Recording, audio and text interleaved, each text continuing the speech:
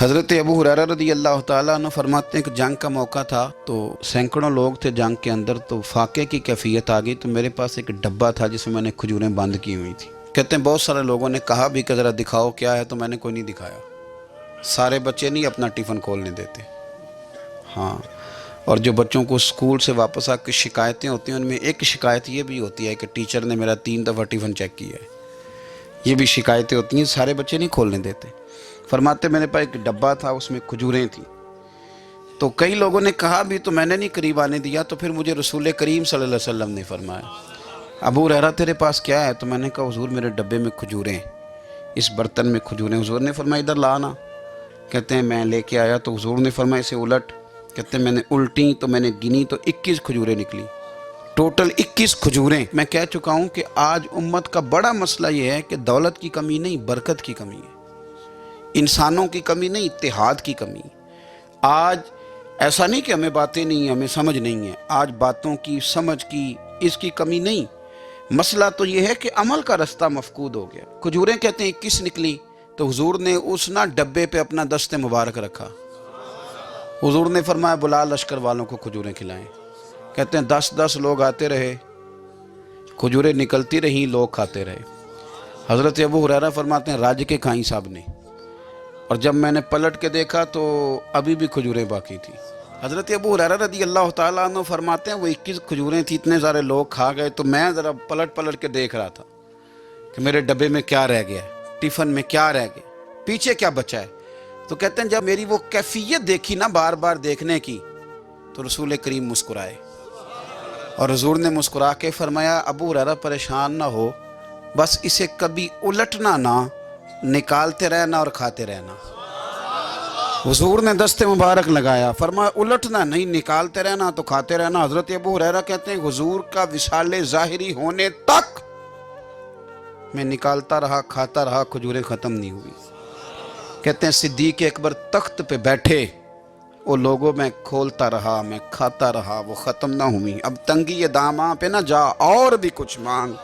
کہتے ہیں دور آیا سیدنا فاروق اعظم کا، میں نے 12 سال، بتاؤ اس کے نیچے کون سا باغ لگا تھا کھجوروں کا، کون سا وہاں ڈیپو تھا جہاں سے سٹاک آ رہا تھا، بس ایک دست مصطفیٰ ہے نا جو لگ گیا ہے۔ یہ وجود اتنا متبرک ہے، اتنا برکت والا۔ حضرت ابو ہریرہ رضی اللہ تعالیٰ عنہ فرماتے ہیں سارا دور حضرت عمر کا میں نے کھجوریں نکالی اور کھائیں۔ فرماتے ہیں دور آیا سیدنا عثمان غنی کا، 12 سال کے لگ بھگ، 10 سال کے لگ بھگ، پھر وہ کھجوریں میں نکالتا رہا، میں کھاتا رہا۔ فرماتے ہیں حضرت عثمان غنی جس دن شہید ہوئے، میرے گھر میں چوری ہوئی، کیونکہ اس دن مدینہ منورہ میں حالات بڑے عجیب تھے۔ کہتے ہیں چوری ہوئی تو میرا وہ ٹفن بھی چوری ہوا، میرا وہ ڈبہ بھی چوری ہو گیا۔ فرماتے ہیں وہ چوری ہوا تو کھجوریں ختم ہوئیں، ورنہ مجھے لگتا تھا کہ قیامت تک نکلتی رہیں گی اور لوگ کھاتے رہے۔ سیدہ طیبہ طاہرہ حضرت عائشہ صدیقہ رضی اللہ تعالی عنہا کہتی ہیں حضور کا نا سر میری گود میں ہے، اور آسمان پہ تارے چمک رہے ہیں تو منظر بڑا خوبصورت بنا ہوا ہے، ادھر بھی چاند چمک رہا ہے، اور سب سے قیمتی اور کائنات کے سب سے عظیم چاند مدینے والے محبوب میری گود میں سر رکھے ہوئے ہیں۔ یہ جو آپ کے سوالات ہوتے ہیں یہ بھی سوچوں کی عکاسی کرتے ہیں کہ بندہ آج کل سوچ کیا رہا ہے۔ یہ سوال کتنی خوبصورتی اپنے اندر رکھتا ہے، اس کو ذرا محسوس کریں۔ کہتی ہیں میں نے پوچھا یا رسول اللہ صلی اللہ علیہ وسلم یہ آسمان کے ستاروں کے برابر بھی کسی کی نیکیاں ہیں؟ یہ سوال ہی نیکیوں کا پوچھا ہے، یہ نہیں پوچھا کہ حضور فلانے بندے کے بارے میں کیا رہا ہے۔ حالانکہ بڑے لوگ تھے نا مخالفت کرنے والے، مکے میں کافر، مدینے میں کافر بھی، منافق بھی، مشرک بھی، یہودی بھی، لیکن جو سوال کیا وہ نیکیوں والا کیا، خیر والی باتیں ڈسکس کریں گے۔ میں نے آج تک نہیں ویسے سنا کسی سائنسدان نے بتا دیا ہو کہ ستارے کتنے ہیں، کسی نے بتایا۔ اب سیدہ عائشہ صدیقہ کا سوال بتاتا ہے کہ حضور کو پتہ ہے آسمان پہ ستارے کتنے ہیں۔ اور یہ جو بندے کی نیکیاں ہوتی ہیں یہ ساری ظاہر نہیں ہوتی، کچھ نفل بندہ چھپ کے بھی پڑھتا ہے۔ اس نے بس میں چڑھتے ہوئے اپنی زبان سے جو اللہ اکبر کے لفظ کہے وہ کس نے سنے؟ لیکن سیدہ عائشہ صدیقہ کا یہ پوچھنا کہ یا رسول اللہ آسمان کے ستاروں کے برابر کس کی نیکیاں ہیں، حضرت عائشہ کا عقیدہ واضح ہو گیا کہ یہ بھی ان کا عقیدہ ہے کہ حضور کو یہ بھی پتہ ہے کہ آسمان پہ ستارے کتنے ہیں، اور اس بندے کا بھی پتہ ہے جس کی نیکیاں آسمان کے ستاروں کے برابر۔ یہ نظریہ ہے، یہ سوچ ہے، یہ فکر ہے، یہ عقیدہ ہے، اور کوئی غیب تم سے نہاں ہو بھلا جب خدا ہی نہ چھپا رہا، تم پر کروڑوں درود و سلام۔ اب سیدہ جو سوال پوچھ رہی تھی نا، تو اس کے پیچھے بھی ایک لاجک تھی۔ ان کا خیال تھا کہ حضور نہ میرے ابا جی کی بات کریں گے۔ پوچھتی ہیں یا رسول اللہ صلی اللہ علیہ وسلم، آسمان کے تاروں کے برابر بھی کسی کی نیکیاں ہیں؟ تو کریم بھی تو بڑا جانتے ہیں نا، حضور کو بھی پتہ ہے نا عائشہ کن کے بارے میں پوچھنا چاہتی ہیں۔ حضور نے مسکرا کے فرمایا ہیں نا نیکیاں؟ تو حضرت عائشہ کہتی ہے میری طبیعت کھل گئی کہ ابھی ذکر ہوگا میرے والد کا اور بات بڑی دور جائے گی اور میں بڑی راضی ہوں گی۔ بیٹی کا تو دل کرتا ہے نا ایک بار کوئی تعریف کرے اس کے والد کی، تو کہتی ہے ایک دفعہ اور کرو، پھر کہو وہ کیا کہہ رہے تھے آپ، بچوں کو بھی بتاؤ۔ یہ ذوق ہوتا ہے نا، بیٹیاں وفادار بڑی ہوتی۔ حضرت عائشہ صدیقہ رضی اللہ تعالیٰ عنہ کہتی میں کھل گئی، یا رسول اللہ واقعی کسی کی نیکیاں آسمان کے ستاروں؟ کس کی؟ فوراً ان کا خیال تھا حضور سیدنا صدیق اکبر کا ذکر کریں گے، تو حضور مسکرائے، فرمایا عائشہ آسمان کے ستاروں کے برابر نیکیاں میرے عمر کی ہیں۔ عمر فاروق کی نیکیاں ہیں آسمان کے ستاروں کے برابر۔ اب وہ جو ذہن میں سوال چھپا ہوا تھا وہ زبان پہ آ گیا، جو پس منظر میں تھا وہ زبان فوراً بولی کہ یا رسول اللہ صلی اللہ علیہ وسلم، اگر آسمان کے ستاروں کے برابر عمر کی نیکیاں تو ابو بکر صدیق کا کیا حال ہے؟ میرے والد کی بھی تو بات کرے نا۔ اب حضور مسکرائے، یعنی اس بات کو سمجھ گئے کہ عائشہ کہاں لانا چاہتی تھی، پتہ تو پہلے تھا۔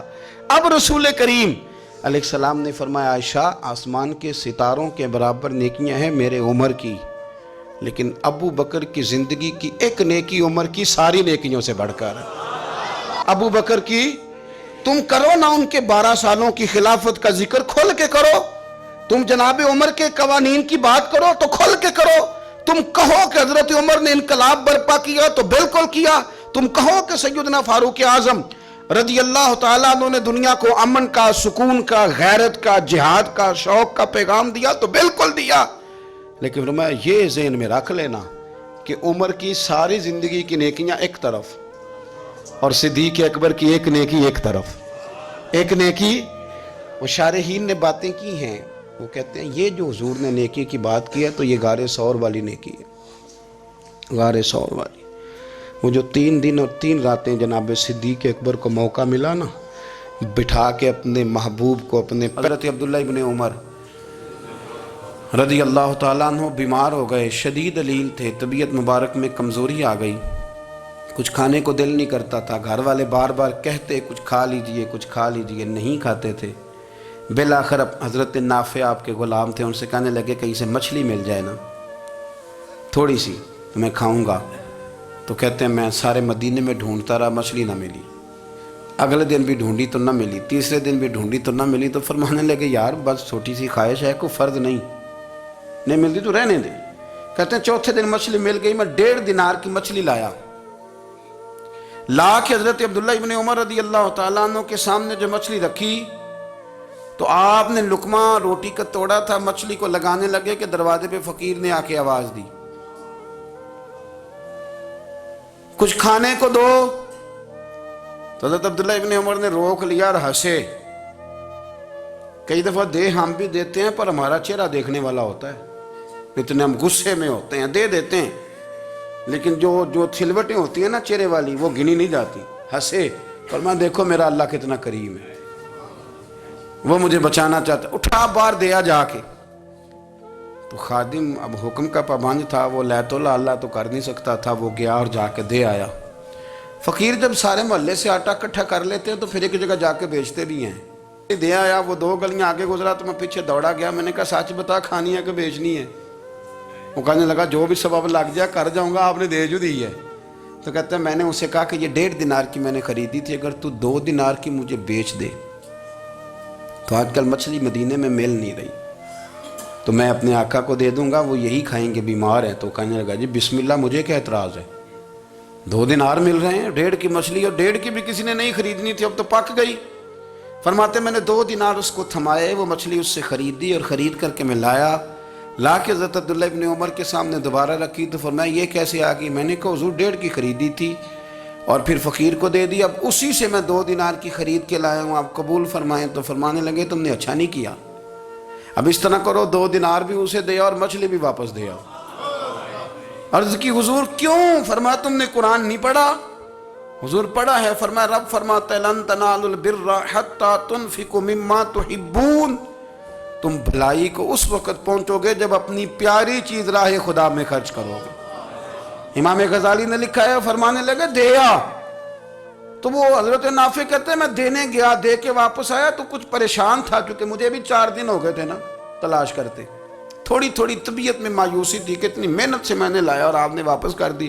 تو حضرت عبداللہ ابن عمر نے مجھے قریب بٹھایا، پھر مجھے تھپکی دی، فرمانے لگے پتر میں نے ویسے بھی کبھی جھوٹ نہیں بولا، اور آج کل تو میں ویسے ہی بیمار ہوں، ٹائم ہی نہیں، وقت ہی نہیں، موقع ہی نہیں جھوٹ بولنے کا۔ میں تجھے سچ بتاؤں، مجھے مچھلی کھا کے اتنا سکون نہیں ہونا تھا جتنی اللہ کے راستے میں خیرات کھا کے مجھے سکون ہوا۔ تو تجھے تو میری راحت سے غرض ہے نا کہ مجھے راحت کیسے ہوتی ہے، تو مجھے سکون ملا ہے راہ خدا میں دے۔ میں نفسانی خواہش پوری کر لیتا تو یہ میرا نفس کل پھر مجھ سے مچھلی مانگتا، پرسوں کہتا نہیں چھوٹے گوشت کی یخنی بھی چاہیے۔ ہم لوگ الجھ گئے ہیں، بہت بڑے قیدی ہیں اپنے آپ کے، بڑے قیدی ہیں، سارا دن اپنی خواہشات کی تکمیل میں بھاگے رہتے ہیں، بڑے بڑے سونے نوجوان۔ میں ان پہ تنقید نہیں کرتا، مجھے ان پہ ترس آتا ہے۔ جب میں رات کے اندھیروں میں انہیں ٹیلی فون لے کے چوکوں میں کھڑے دیکھتا ہوں تو مجھے رحم آتا ہے۔ میں کہتا ہوں دیکھو نفس کی خواہش کے پیچھے یہ کیا مثلاً آخر کیا ہے اس میں؟ ایک عورت کے پیچھے تباہ کر لیا اپنے آپ کو، یعنی زیادہ سے یہ کوئی مقصود ہے؟ یہ کوئی مقصد حیات ہے جس کو مقصد بنا لیا ہے؟ میرے عزیز بات کو سمجھ لیں، اتنا خوبصورت آدمی ہے اور اتنا اس کا اونچا قد کاٹ ہے، اور کیا کس کے پیچھے یہ بھاگا ہوا ہے؟ بڑا سمجھدار، دانشور، عقل مند آدمی، ذی روح بندہ، لیکن اس کا سٹیٹس آپ یہ ملاحظہ کریں کہ وہ 20-40 ہزار کی خاطر جھوٹ بولتا ہے، دھوکہ دیتا ہے، فریب اور فراڈ کرتا ہے۔ ہم اپنی نفسانی خواہشات کے پیچھے اس طرح بھاگتے ہیں کہ ہم اصل سے رہ جاتے ہیں۔ میری باتوں کی سمجھ آ رہی ہے آپ حضرات؟ تھوڑا تھوڑا کر کے، ایک ایک کر کے ان کی باتیں کم مانیں۔ وہ ضروری تو نہیں نا کہ سویرے ناشتہ بازار سے اپنی مرضی کا تگڑا کیا ہے، بازار سے لا کے پوڑیاں چنے بہترین کھائے، اور پوڑیاں چنے ابھی کھائے نہیں، شاپر میں ڈالے ہوئے ہیں، اور وہ لے کے ابھی آ رہا ہے، تو ساتھ ہی رستے سے گوشت بھی چھوٹا اچھا لگا تو 2 کلو وہ بھی لے آئے کہ پوڑیاں چنے کھاؤں گا اور دوپہر کے لیے گوشت پکاؤں گا۔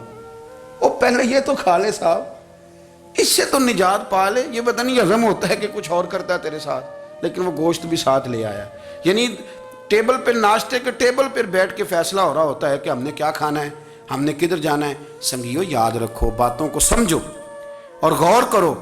یہ تھوڑا تھوڑا کر کے جب ہم چھٹکارا حاصل کرنے کی کوشش کریں گے نا، چھٹکارا حاصل کرنے کی، کہیں جگہ سے، کسی جگہ سے اگر آپ کو تنبیہ ہوتی ہے نا، تنبیہ، اس میں بھی بڑا مزہ آتا ہے، اس میں بڑا۔ ہمارے ایک بزرگ تھے، تو ایک دن نا میں گیا تو کہنے لگے الحمدللہ آج میں بڑے سکون میں ہوں۔ میں نے کہا جی وہ کیا ہوا؟ کہنے لگے میں اپنے آپ کو بڑا پیر صاحب سمجھنے لگ گیا تھا،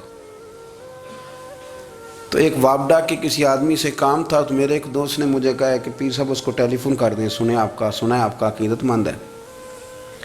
میں نے اس بندے کو ٹیلی فون کیا تو کہتا پیر صاحب میں عزت آپ کی بڑی کرتا ہوں پر یہ کام نہیں ہو سکتا۔ کہتے ہیں جب اس نے مجھے کہا نا تو کچھ بھی نہیں، تو مجھے بڑا مزہ آیا ہے، ورنہ میرا تو نفس پھول گیا تھا۔ میں تو سمجھتا تھا کہ جو میں کہتا ہوں ویسے ہی ہو جاتا ہے۔ کہتے اس نے تھوڑا سا نا مجھے لیول میں کیا ہے، مجھے مزہ آیا۔ یہ لوگ نا اپنے اوپر بوجھ ڈالتے تھے، یہ تھوڑا تھوڑا پیچھے ہٹتے تھے، یہ سمجھتے تھے کہ اس طرح تو ہماری تکمیل رہ جائے گی۔ صبح سے شام تک اگر اسی نفس کی باتیں مانتے جائیں گے تو خرابی کرے گا۔ دولت کا نشہ ہے بھائی، دولت کٹھی کرنے والا کسی جگہ سیر نہیں ہوتا، حسن کا نشہ ہے، حسن کا نشہ ہے۔ حضرت ابوبکر شبلی رحمۃ اللہ علیہ فرمایا کرتے تھے جو تیری بیٹی کو خوبصورت سمجھ کے اس کے ساتھ نکاح کرنا چاہے اسے بیٹی نہ دینا۔ حضرت جی کیوں؟ فرمایا حسن تو تھوڑے دن کے بعد ختم ہو جائے گا، پھر وہ اس کی قدر نہیں کرے گا، وہ تو کہیں اور منہ مارتا پھرے گا۔ حضرت ابوبکر شبلی رحمۃ اللہ تعالیٰ علیہ کی بیٹی خوبصورت تھی، ایک نوجوان کہنے لگا میرا نکاح کر دیں۔ آپ فرمانے لگے پتر تو 1 مہینے کے بعد آنا، کر دوں گا۔ بڑی موٹی تازی خوبصورت صاحبزادی، تو حضرت نے اسے دوائی کھلائی، اسے پخانے لگ گئے، جو پخانہ کرتی ایک مٹکے میں سنبھال دیتے۔ تھوڑا وقت گزرا تو وہ ہڈیوں کا پنجر بن گئی، مہینے بھر میں دست اتنے آئے کہ کمزور ہو گئی۔ تو ابو بکر شبلی 1 مہینے کے بعد نوجوان کو بلایا، فرمایا ادھر آ تیرا نکاح کروں۔ بچی دکھائی تو وہ کمزور بستر پہ پڑی، فرمایا شادی کر، کہنے لگا اس سے نہیں میں نے کرنی۔ فرمایا یہ وہی ہے؟ کہنے لگا جی نہیں۔ فرمایا تو کہتا تھا مجھے عشق ہے، کدھر گیا تیرا عشق؟ کہنے لگا حضرت صاحب آپ کیسی بات کر رہے ہیں؟ فرمایا ادھر آ۔ پھر وہ مٹکا جس میں گند رکھا تھا وہاں لے گئے، فرمانے لگے تیرا اس کے ساتھ عشق تھا، یہ ہے تیرا عشق۔ فرمایا اسے تو میں 4 دن روٹی کھلاؤں گا پھر تندرست ہو جائے گی، لیکن میں دیکھنا چاہتا تھا کہ تو میری بیٹی سے پیار کرتا ہے یا اس کے چہرے پہ آنے والی کچھ وقت کے لیے سرخی سے پیار کرتا ہے، اس لالی سے پیار کرتا ہے جو جوانی کے وقت بچوں اور بچیوں پہ آتی ہے۔ کس چیز کے دل دادا؟ یعنی کیا مطلب؟ نفس کی غلامی، سراسر غلامی، اور پلٹ پلٹ کے اور بڑے بڑے سیانے بندے چھوٹی سی خواہش کے لیے، بڑا سمجھدار آدمی، بڑا سیانا بندہ۔ میں ایک بڑے بزرگ عالم تھے، میں ایک دفعہ ملنے گا تو پائے پکا رہے تھے، خود پائے پکا رہے تھے، تو وہ بڑے پیار کی بات ہوتی ہے نا جی، تو تامت باندھی ہوئی اور بڑی جناب خستہ حالی، اور وہ پائے پکا رہے ہیں۔ تو میں نے ان سے کہا، میں نے کہا حضرت جی پائے تو کسی اور نے بھی پکا لینے تھے، آپ بخاری لے کے بیٹھتے، چلو میری طرح کا کوئی بندہ آپ سے استفادہ بھی کر لیتا۔ اب پائے آپ لائیں گے، پھر پکائیں گے، پھر آپ کھائیں گے، تو یہ تو 24 گھنٹے آپ کسی کام میں گزر جائیں گے۔ تو یہ ایک چھوٹی سی خواہش کے لیے، میں کسی چیز کو حرام نہیں کہہ رہا، قرآن پاک کی جو آیت پڑھی ہے صرف اس کی تفسیر آپ کے سامنے عرض کر رہا ہوں۔ ہماری خواہشات ماں پالتی ہے، آپ کو نہیں پتا کتنے دکھ سہتی ہے۔ میں ان ماؤں کو جانتا ہوں جو بیٹے کے حصوں کی مار بھی اس کے ابے سے کھاتی ہیں، مار کھاتی ہیں وہ۔ ایک خاتون ہے، ایک کان سے سنتا نہیں، میرے پاس ایک دفعہ آئی، کہنے لگی 60 لگ گئی سی، کوئی دعا کر دیں یا کوئی وظیفہ پر، ڈاکٹر کہتے ہیں ٹھیک نہیں ہو سکتے۔ میں نے کہا باجی صحیح بتاؤ مسئلہ کیا ہے؟ کہنے نہیں کچھ بھی نہیں، مسئلہ کیا ہونا ہے، پتر غلط نکل آیا ہے، اس کا باپ روز مارتا ہے، آج میں آگے گئی ہوں تو اس نے ایک تھپڑ میرے کان پہ مار دیا، تو پردہ پھٹ گیا۔ مائیں مار کھاتی ہیں، لیکن وہ پتر جس کو بڑی محنت سے پالا ہے، وہ جوان ہوتا ہے تو اماں سے کہتا ہے تجھے چھوڑ دینا ہے، پر جس لڑکی سے میرا ٹیلی فون پہ رابطہ ہے اسے نہیں میں نے چھوڑنا، وہ نہیں چھوڑ سکتی، ہر شے کچل جاتا ہے وہ۔ اماں کبھی لیٹ کے رات کو سوچتی ہے کہ یہ تو میری کل کمائی تھی، میں تو آج بھی اس کے حصے کے تھپڑ اپنی گالوں پہ برداشت کر رہی ہوں، تو یہ کدھر گیا؟ اردشیر نام کا بادشاہ تھا، حضرت محدث ابن الجوزی آج سے کچھ 700 سال پہلے لکھتے ہیں۔ اردشیر بادشاہ بڑا خوبصورت تھا، جوان تھا، بڑا عقل مند تھا، اس نے اس طرح کہ قریب کی ساری ریاستوں پہ قبضہ کر لیا، بڑا عقل مند زیرک تھا، قبضہ ہو گیا۔ ایک بادشاہ بڑا سخت تھا، اس کے ساتھ جب پنجہ آزمائی ہوئی تو اردشیر کہتا ہے اس پہ میرا قبضہ نہیں ہو رہا تھا، اور جب ہم نے ساری ریاستوں نے مل کے اس پر حملہ کیا تو ایک قلعے کے اندر قلعہ بند ہو گیا۔ اردشیر بڑا خوبصورت آدمی تھا، بڑا سمجھدار تھا، تو وہ بادشاہ قلعہ بند ہو گیا، اس نے کہا نکلنا ہی نہیں، اب وہ اندر بند ہے، یک بارگی حملہ کیا تو وہ بڑا بڑا قلعہ تھا اس میں بند ہو گیا۔ اس بادشاہ کی نا جس پر حملہ کیا، اس کی بیٹی اچانک ایک دن قلعے کی دیوار پہ چڑھی تو اردشیر کے حسن و جمال کو دیکھا تو عاشق ہو گئی، اور اپنے ہی باپ کے خلاف اسے کہنے لگی کہ اگر تو میرے ساتھ شادی کا وعدہ کرے نا تو میں تجھے رستہ بتاتی ہوں حملہ کرنے کا۔ اس نے کہا میرا وعدہ رہا، تو رستہ بتا۔ اس نے رستہ بتایا اس لڑکی نے، اور بادشاہ نے حملہ کیا تو اس کا باپ قتل کیا، اس علاقے پہ قبضہ کیا شادی کے وعدے پر۔ ہاں نفسانی خواہش بندے کو اندھا کر دیتی، نہیں سمجھ آتی اس کو میں کدھر جانا ہے، اندھا کر دیتی۔ حملہ کیا، اور جب اس لڑکی کو لے کے آیا نا اپنے محل میں، تو پہلے دن شادی کی پہلی رات تھی، تو بستر بچھایا کنیز نے، تو وہ کبھی کروٹ ادھر بدلتی کبھی ادھر بدلتی، تو بادشاہ کہنے لگا کیا ہے؟ کہنے لگی بستر میں کچھ ہے مجھے تکلیف دے رہی۔ اس نے چراغ جلائے اور جب بستر اٹھایا تو ایک اتنا سا دھاگا نکلا، دھاگے سے عموماً تکلیف نہیں ہوتی، تو اس نے کہا تو اتنی نرم و نازک ہے کہ دھاگا؟ کہنے لگی میرا باپ نا میرے ساتھ اتنا پیار کرتا تھا کہ روز میرا بستر بھی خود بچھاتا تھا، اور اس نے آلہ رکھا ہوا تھا، وہ ناپتا تھا کہ کوئی پایا اونچا نیچا تو نہیں، میری بیٹی کا بیلنس سوتے وقت خراب نہ ہو جائے۔ اور میرے لیے گوشت اور کپڑے بھی خود پسند کر کے لاتا تھا، کھانے پینے کا خود خیال کرتا تھا۔ اردشیر کہنے لگا اچھا وہ اتنا پیار کرتا تھا، اور پھر تو نے اس کے ساتھ کیا کیا؟ کہنے لگا بلاؤ کنیزوں کو۔ کنیزوں کو بلایا، فرمایا اس کو اٹھاؤ اور جلاد کے پاس لے جاؤ، اسے کہو کہ اس کے بال ایک گھوڑے کے ساتھ باندھے، پیر دوسرے گھوڑے کے ساتھ باندھے، اور ایک گھوڑا ادھر بھگا دے کدھر بھگا دے۔ یہ جس کے باپ نے اتنا پیار کیا، یہ نفس کی اتنی غلام ہے کہ اس کی وفادار نہیں رہی تو میری وفادار کیسے بنے گی؟ اس نے اتنے نازوں سے پالا کہ دھاگا اسے برداشت نہیں۔ او یارو، یاد رکھو، اگر نفس کی غلامی کرو اور بڑے بڑے وفاداروں کو چھوڑ کے غلامی کرو تو پھر کہو وفادار مل جائیں، کوئی بول ہوا لڑا نہ بول بیٹھی۔ ہوں دے خسم ناراض بڑ بولیاں دے، کہاں سر کھائے تے بلبل ٹھنڈ پائے۔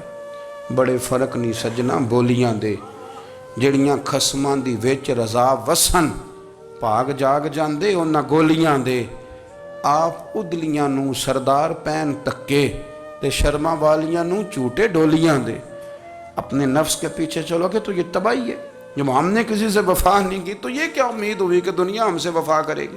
اللہ رسول کی مرضی کے مطابق اصول پسند زندگی بنائیں، ایک ایک کر کے اپنی خواہشات سے پیچھے ہٹیں، تھوڑے پہ گزارا کرنا سیکھیں، اپنے نفس کو سمجھائیں۔ ضروری نہیں کہ روٹی ہر وقت مزے کے لیے کھائی جائے، کبھی کمر سیدھی کرنے کے لیے خشک روٹی بھی کھا کے دیکھو، کبھی سادہ کھانا اس پہ بھی اکتفا کرو، کبھی تھوڑا کھر کے اچھے طریقے سے سادے کمرے میں بھی اللہ کو یاد کر کے دیکھو۔ نفس کے پیچھے نہ بھاگیے گا، تباہی کرے گا۔ رب کریم سمجھنے کی توفیق رفیق عطا